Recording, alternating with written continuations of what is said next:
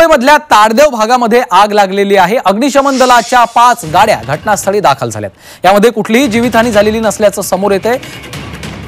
आपण पाहतो या घडीची ही महत्त्वाची आणि मोठी बातमी आहे। मुंबईमधल्या ताडदेव भागामध्ये भीषण स्वरूपाची आग लागल्याची माहिती समोर येतेय। अग्निशमन दलाच्या 5 गाड्या आता घटनास्थळी दाखल झालेल्या असून आग विझवण्याचे शर्थीचे प्रयत्न देखील सुरू झालेले आहेत अशी माहिती आहे। दरम्यान या आगीमध्ये अद्याप कुठलीही जीवितहानी झालेली नाही अशी माहिती मुंबई अग्निशमन दलाने दिलेली आहे।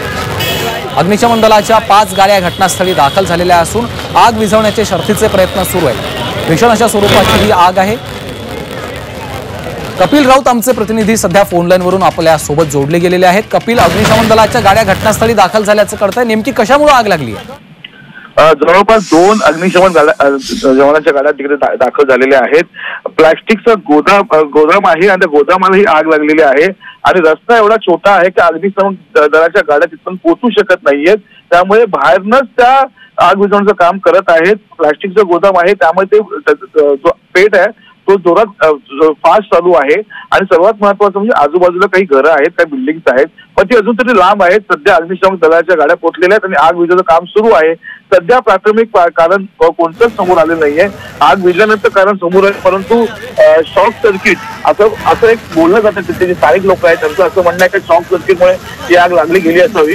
तर सध्या तरी कोणतं निश्चित कारण समोर येत नाहीये आणि आग विझवण्याचं काम सुरू आहे।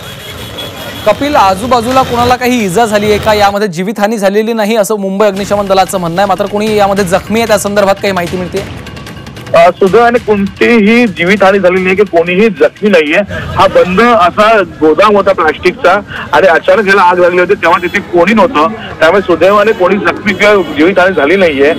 सध्या 2 अग्निशमन जवानांच्या गाड्या तिथे पोहोचलेल्या आहेत आणि आग विझवण्याचं काम सुरू आहे। स्थानिक जे लोक आहेत तेही मदत करतायत आणि सर्वात मोठा अडथळा तो आहे तर ती छोटीशी गल्ली आहे, छोटीशी जागा आहे, त्यामुळे अग्निशमन त्या गाड्या इथपर्यंत पोहोचू शकत नाही। ही एक मोठी शक्कल आहे ती त्याच्यासाठी तडफड करते अग्निशमन जवान आहेत ते आणि बाहेरनं आग विझवण्याचं काम सुरू आहे। निश्चितच धन्यवाद कपिल या सविस्तर माहितीसाठी।